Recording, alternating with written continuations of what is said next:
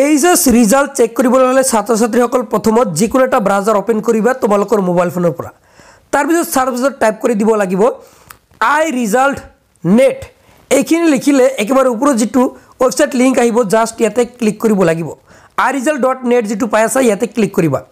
ইয়াতে ক্লিক কৰি দিয়াৰ লগে লগে AHSSC HS final exam result 2024 just ইয়াতে তোমালোকে এটা ক্লিক কৰিবা যিকোনো এটা ঠাইত ক্লিক কৰিলে হ'ল ইয়াতে এটা যেতিয়া বক্সত ক্লিক কৰি দিবা ক্লিক কৰি দিয়াৰ পিছত এনেকুৱাকে এড আহিব এডটো তোমালোকে ক্লোজ কৰিবা এতিয়া সোয়া এন্টাৰ ৰোল কোড তাৰ পিছত এন্টাৰ ৰোল নাম্বাৰ ইয়াতে ৰোল কোড আৰু ৰোল নাম্বাৰ বহুৱাই গেট ৰিজাল্ট পাবা গেট ৰিজাল্টত ক্লিক কৰিব লাগিব সোয়া মই ক্লিক কৰি আছো গেট ৰিজাল্টত যেতে ক্লিক কৰি দিলু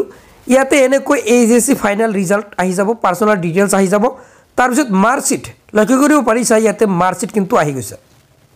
সো মাৰ্কশিটমু চাব পাৰিবা তাৰ পিছত তোমালোকে ডাউনলোড প্ৰিন্ট যেটো লিখা থাকিব প্ৰিন্টত ক্লিক কৰি ডাউনলোড কৰি লবা সো ছাত্ৰছাত্ৰীসকল এনেকৈ তোমালোকে ৰিজাল্টমু চেক কৰি লোৱা এতিয়াই তোমালোকে ৰিজাল্টটো চেক কৰি লোৱা যদি ভিডিওটো ভাল লাগিছে তেনে ক্ষেত্ৰত তুমি তোমাৰ বন্ধু বান্ধৱীলৈ শেয়াৰ কৰি দিয়া এতিয়াই সো আৰু যদি ইউটিউবত নতুনকৈ চাই আছা তেনে ক্ষেত্ৰত চেনেলটো তোমালোকে সাবস্ক্ৰাইব কৰি ৰাখি দিয়া সো